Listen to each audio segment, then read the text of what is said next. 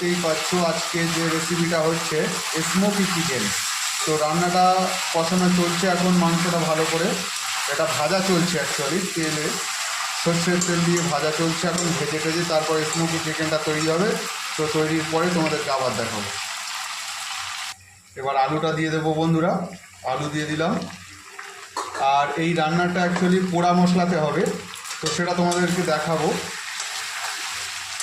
এই যে দেখতেই পাচ্ছ মশলাটা পেস্ট করে রাখা হয়েছে, পোড়া মশলা, সমস্ত রকম মশলা হালকা করে পুড়িয়ে এটা তৈরি করা হয়েছে। এটা আমরা এবার এই কড়াইতে ঢেলে দেব।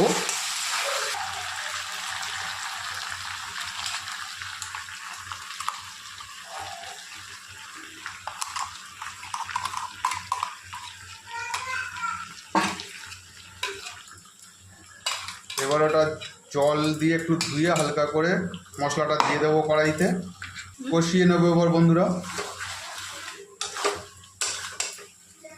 তো ভালো করে একদম সময় নিয়ে চিকেনটা করতে হবে।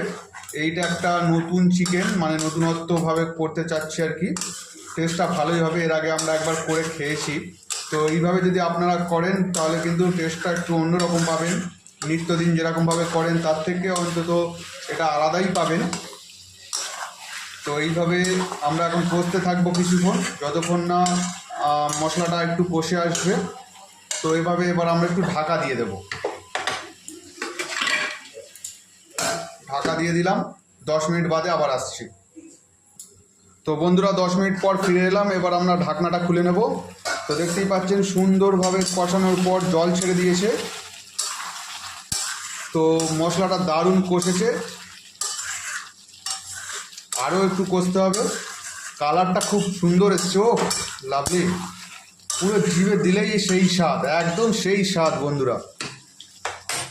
পোড়া মশলার চিকেন কষা, ও রুটি দিয়ে ভাত দিয়ে যা দিয়ে খাবে একেবারে আত্মার তৃপ্তি চলে আসবে। এবার এতে অল্প করে লবণ দিয়ে দেবো স্বাদ মতো, আর দিয়ে দেবো লাল লঙ্কার গুঁড়ো, এরপর দিয়ে দেবো জিরে ধনের গুঁড়ো একসাথে করে। এবার সবগুলোকে ভালো করে কষবো, আবার মশলাটা যাতে ভালো করে মিশে যায়।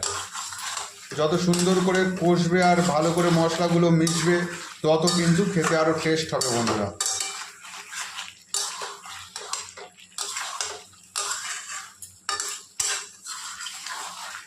এই রান্নাটা একবার বাড়িতে এইভাবে করে দেখুন, যদি টেস্টটা দ্বিগুণ না হয়